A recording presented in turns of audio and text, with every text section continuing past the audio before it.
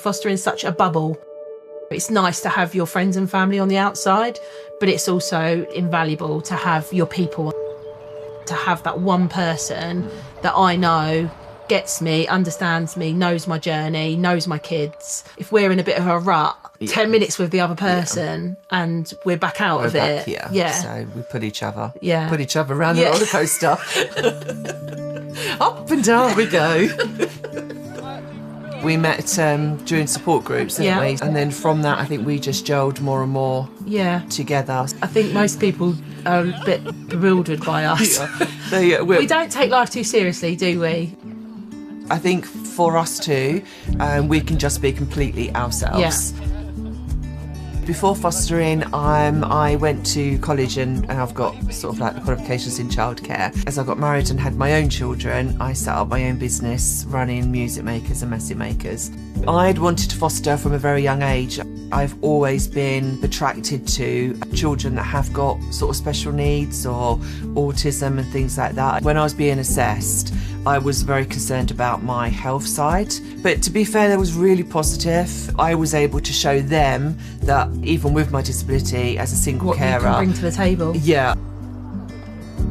I know my disability well, so I know how to pace myself.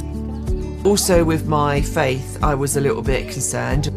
During my assessment, I was pushed more that I would need to leave my children with other carers when I went to church. I challenged that. If anything, my faith has given me more empathy because I know my faith is so important to me. I've been able to respect their faith.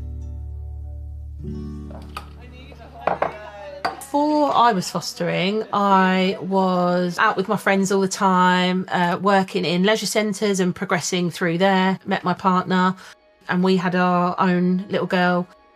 But always, again, a bit like Sharon, with this dream to go into foster care. I knew that when my children are grown up, I would then be able to give back. But unfortunately, I lost my mum. It kind of shook us as a family a little bit. It all happened very quickly, so it's given me a whole new outlook on life. I want to spend as much time as I can with my little girl.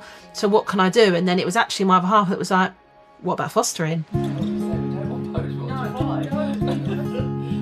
Our first placement was really positive.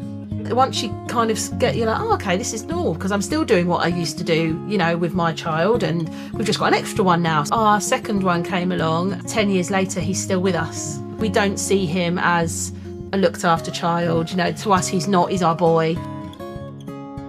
Just as COVID hit and the world went crazy, we were asked to take on a little boy. I had to spend some time in hospital because he was a bit poorly. And there was just something about him, and like, he's just so special, but we couldn't put our finger on it. We actually then decided that we didn't want him to go anywhere else. We then officially adopted him.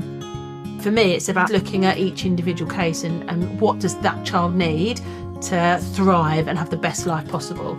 We do hold a lot as the main carer. Yeah, it's that's important why that we need each other to support. The best thing about fostering is the community you make around you. We would never have bonded in the real world. So I think that always gets us through any bad time. It's the proudest thing I've ever done, and it's the most challenging thing I've ever done. Exactly. Anybody can foster. Like, all you've got to do is just have a heart and a want for it. And if we can do it, everybody can do it. Let's have a friendship hug. Oh, look, see? Oh, dear.